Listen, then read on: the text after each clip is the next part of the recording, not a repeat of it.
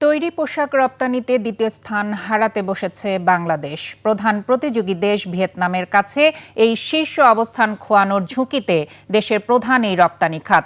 দীর্ঘস্থায়ী গ্যাস বিদ্যুৎ সংকট, উচ্চ ব্যাংক সুদের হার এবং কাঁচা মালের উপর অতিরিক্ত নির্ভরতার কারণে কমেছে রপ্তানি আয়। একদিকে বাংলাদেশের পোশাক রপ্তানি কমছে, অপরদিকে ঊর্ধ্বমুখী ভিয়েতনামের রপ্তানি বাজার। সাদাত হাবিবি সেতুর রিপোর্ট। বিশ্ববাজারে মেড ইন বাংলাদেশ ট্যাগটি দীর্ঘ এক দশকেরও বেশি সময় ধরে ছিল গৌরবের প্রতীক। চীনের পরেই বিশ্ব পোশাক বাজারে দ্বিতীয় স্থানটি দখল করেছিল বাংলাদেশ, কিন্তু সেই মুকুট এখন হারানোর শঙ্কা। পরিসংখ্যান বলছে সদ্য সমাপ্ত অর্থবছরে বাংলাদেশের তৈরি পোশাক রপ্তানি কমে দাঁড়িয়েছে 38.70 বিলিয়ন ডলারে। আর ঠিক এই সুযোগেই বাংলাদেশকে টপকে যাচ্ছে প্রধান প্রতিযোগী ভিয়েতনাম। দেশটির পোশাক খাতের রপ্তানি আয় 44 বিলিয়ন ডলার ছাড়িয়েছে। কৃত্রিম তন্তু বা ম্যানমেড ফাইবারে আধুনিক পোশাক আর ইউরোপের সাথে মুক্ত বাণিজ্য চুক্তি ভিয়েতনামকে এগিয়ে দিচ্ছে রকেট গতিতে। শুধু ভিয়েতনামই নয়, ঘাড়ের উপর নিঃশ্বাস ফেলছে ভারত আর কম্বোডিয়া। ভারতের রয়েছে নিজস্ব তুলার বিশাল বাজার, আর কম্বোডিয়ায় আসছে বিপুল বিদেশি বিনিয়োগ। বাংলাদেশ এই দ্বিতীয় অবস্থানের বেশি দিন ধরে রাখতে পারবে না, কারণ পোশাক রপ্তানির ক্ষেত্রে বাংলাদেশের প্রতিদ্বন্দ্বী দেশ অনেক হয়ে গেছে।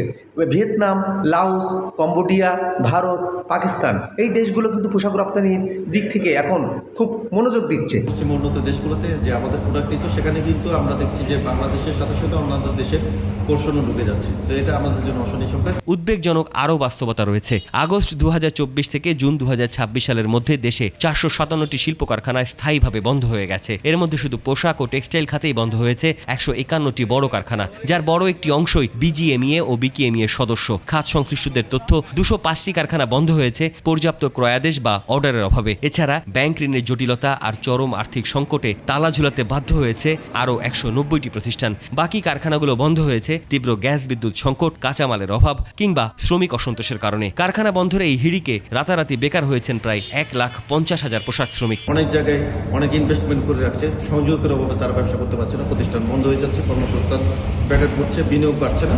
দিকে এগিয়ে যেতে হলে, বাংলাদেশের দ্বিতীয় অবস্থান ধরে রাখতে হলে মডার্ন টেকনোলজি অ্যাডপ্ট করার মানসিকতা থাকতে হবে।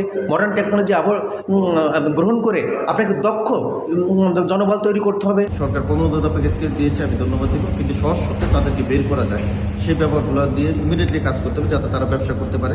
বিশ্লেষকরা বলছেন, কেবল সস্তা শ্রমের উপর ভর করে দ্বিতীয় স্থান ধরে রাখার দিন শেষ। বিশ্ববাজারের সাথে টিকতে হলে বাংলাদেশকে এখন উচ্চমূল্য বা হাই ভ্যালু কিংবা ফ্যাশনেবল পোশাক তৈরিতে জোর দিতে হবে। একই সাথে নিশ্চিত করতে হবে নিরবিচ্ছিন্ন গ্যাস বিদ্যুৎ সরবরাহ, অন্যথায় দেশের রপ্তানি আয়ের 84% অর্জনকারী এই খাত বিপর্যয়ের মুখে পড়বে। ঘনীভূত হবে অর্থনৈতিক সংকট।